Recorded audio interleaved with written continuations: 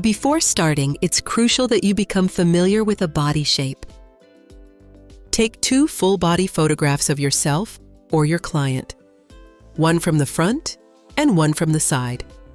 Ideally, use a tripod to keep the camera at the same height for both shots. Place a sheet of transparent paper over each image and trace the outline of your figure with a pencil. Then fill in the silhouette. This simple method will help you assess your body shape objectively.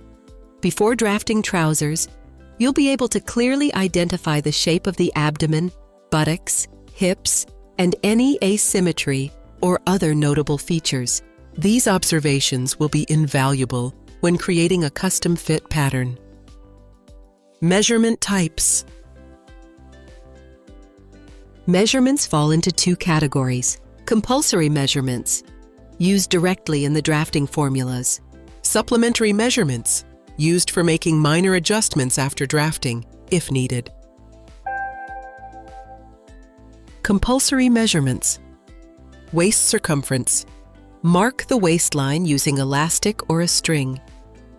Measure around the waist using a tape measure that is neither too tight nor sagging. Hip circumference. Measure horizontally around the fullest part of the buttocks. Also, record the vertical distance from the waistline down to this measuring line. It must remain consistent around the entire circumference. To double-check, use a wide flexible band with a built-in ruler. It will help locate the true widest part of the hips.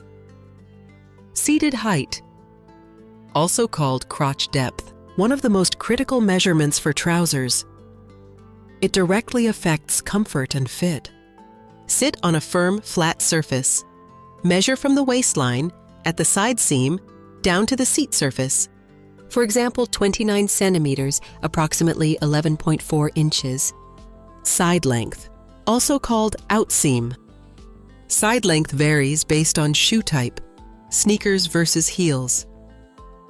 So, follow this rule. Measure from the waistline straight down the side of the leg to the sole of the shoe, specifically where the future side seam of the trousers would intersect the sole. This value is used in the draft first, and only afterward is it adjusted depending on style or client preference. There is a direct correlation between trouser hem width and length. Wider legs mean longer trousers. Narrower legs mean shorter trousers. Style variations. Adjusting length. Style variant. Pattern length equals side length, plus or minus the following adjustments. Variant A. Cropped, 3/4. Side length minus the distance to mid-calf. Variant B.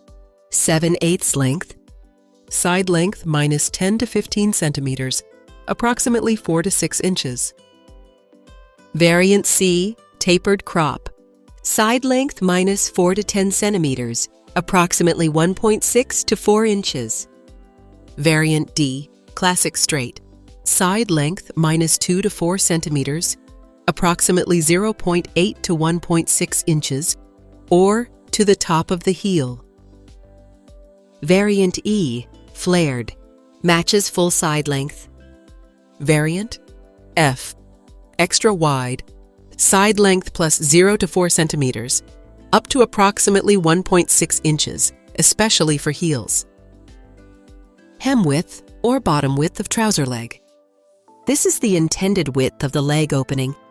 If unsure, use this standard, 1/2 of the hip circumference. Choose width based on garment length, style, client preferences, and visual balance.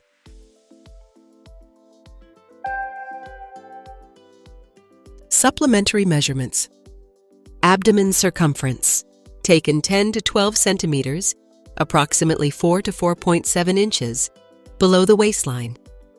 Used to widen or narrow the pattern at the tummy area along the side seam. Upper thigh circumference, measured at the fullest part of the thigh. Used to adjust the width of the upper leg section. Knee circumference, measured directly over the kneecap. Helps determine knee width for tapered trouser designs. Calf circumference, taken at the fullest part of the calf. used for drafting narrow or cropped trousers to fit closely over the calf. Crotch length, measured from back waist, through the crotch, to the front waist. This is essential for refining total crotch seam length on the pattern. Important: measure both sides. If body is asymmetrical, if one hip is higher or fuller than the other, you must take all measurements from both sides. Even slight asymmetries can affect how the trousers fit. 2 drafting strategies. Strategy 1. Beginner method. Draft a standard size block, then use a muslin, also called a toile, to correct fit issues. Strategy 2. Advanced method. Draft directly from full personal measurements, accounting for body asymmetry.